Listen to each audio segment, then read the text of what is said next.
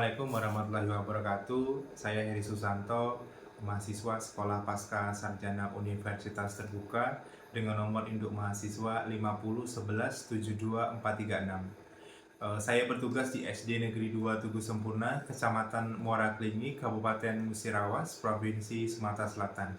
Pada kesempatan kali ini saya akan memaparkan diskusi pada sesi 7 pada mata kuliah MPDR 5302, Studi Komparatif Pendidikan Dasar di berbagai negara.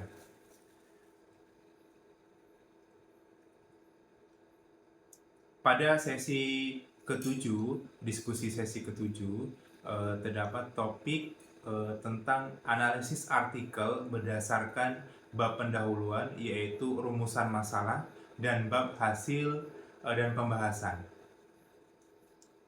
Artikel ilmiah yang saya ambil dengan isu gender yaitu berjudul Gender Inclusiveness in Student Learning Materials, Study of Elementary School Text, Context in Indonesia.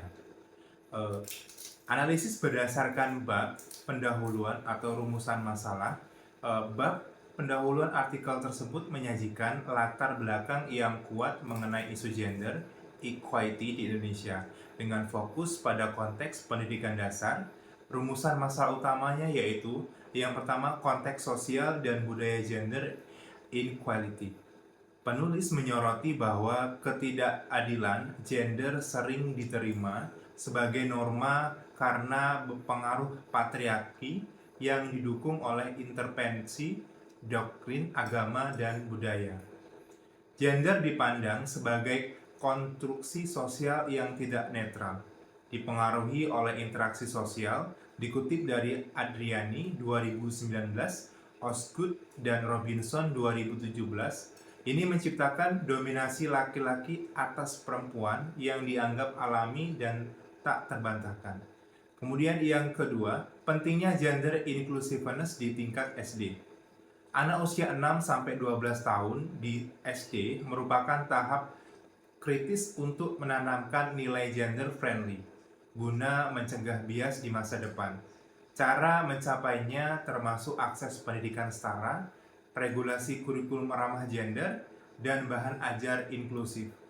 Namun, kesadaran global tentang kesetaraan gender belum sepenuhnya menghilangkan diskriminasi, terutama dalam representasi gender di bahan tertulis seperti buku teks yang menjadi sumber utama pengajaran di Indonesia. Dalam Fitriani 2021, Maisaro et al. 2022. Ketiga, bahan spesifik di bahan ajar. Studi sebelumnya menunjukkan prevalensi penggambaran gender yang tidak setara dan stereotipikal di buku teks SD Indonesia, seperti dominasi peran laki-laki dan marginalisasi perempuan. Ini mempengaruhi persepsi siswa tentang peran gender. Penulis menekankan kurangnya penjelasan mendalam tentang gender inclusiveness di konteks SD di Indonesia, meskipun bibliometrik telah digunakan di bidang lain.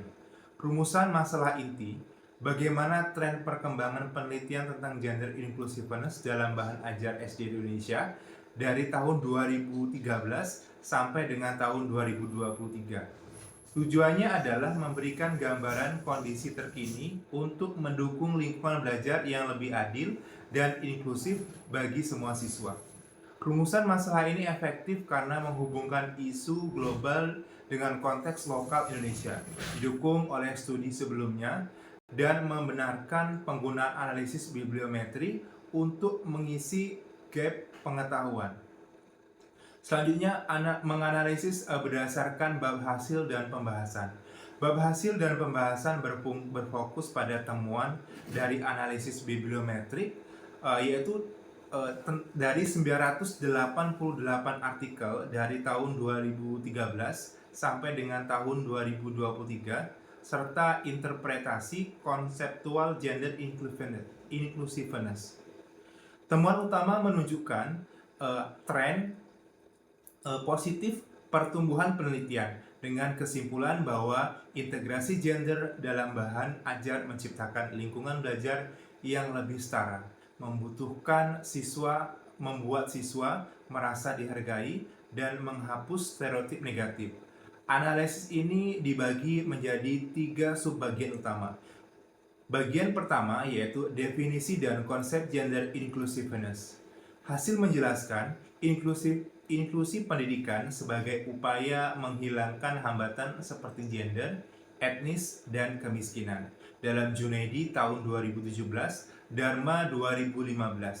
Gender didefinisikan sebagai sifat perilaku, budaya, dan psikologis yang terkait dengan jenis kelamin biologis. Dalam Jikni 2008, Ahmad 2019. Dikutip dari Mansurah Faqih tahun 1996 dan Saparinah Sadli 1995. Gender mencakup perbedaan biologis sosial dan ciri psikologis yang dipengaruhi faktor sosial. Pembahasan menyoroti contoh ketidaksetaraan di masyarakat Indonesia seperti pernikahan dini, pembagian peran budaya di Madura dalam Munawwaroh et al. Tahun 2015, Nur 2012, dan pengaruh budaya terhadap citra perempuan dalam Huta Julu 2015. Temuan ini memperkuat bahwa gender inclusiveness mengharuskan akses, partisipasi, dan peluang setara bagi laki-laki dan perempuan dengan upaya berkelanjutan untuk menghapus stereotip dan diskriminasi. Subbagian kedua yaitu bentuk gender inclusiveness di pendidikan. Pembahasan menguraikan bentuk-bentuk praktis seperti pengajaran responsif gender yang menghindari bias sosial dalam Wijanarko tahun 2022 dengan prinsip kesetaraan, inklusivitas, dan keadilan. Kurikulum inklusif dirancang untuk memenuhi kebutuhan semua siswa, termasuk pendidikan pubertas dan seksualitas yang inklusif gender dalam Sudarsono tahun 2019, Operti tahun 2014.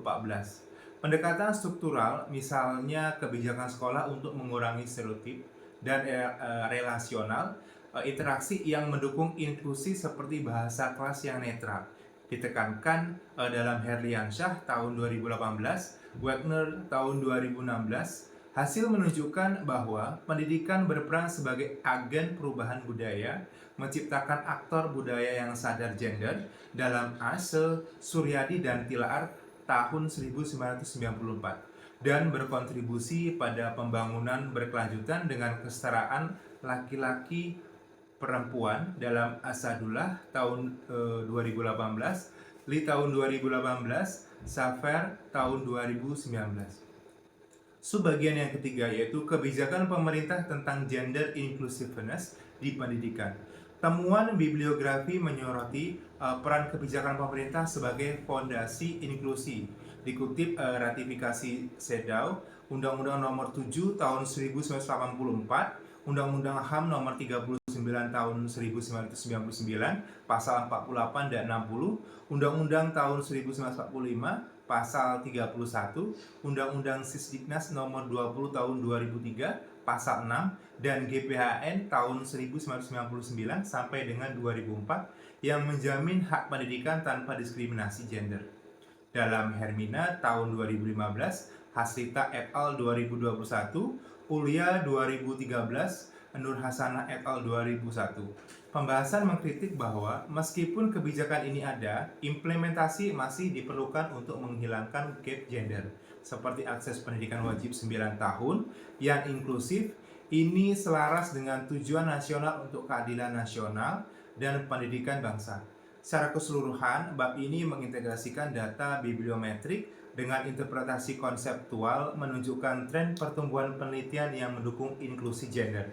Kelebihannya adalah pendekatan holistik yang menghubungkan teori, praktek, dan kebijakan meskipun kurang detail visualisasi data seperti peta Foursquare yang memungkinkan ada di halaman lanjutan.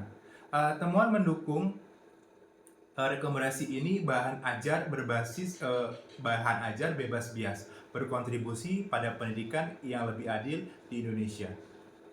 Demikianlah pemaparan pada sesi 7 pada mata kuliah MPDR 5302 Studi Komparatif Pendidikan Dasar di Berbagai Negara. Saya Hedi, wassalamualaikum warahmatullahi wabarakatuh.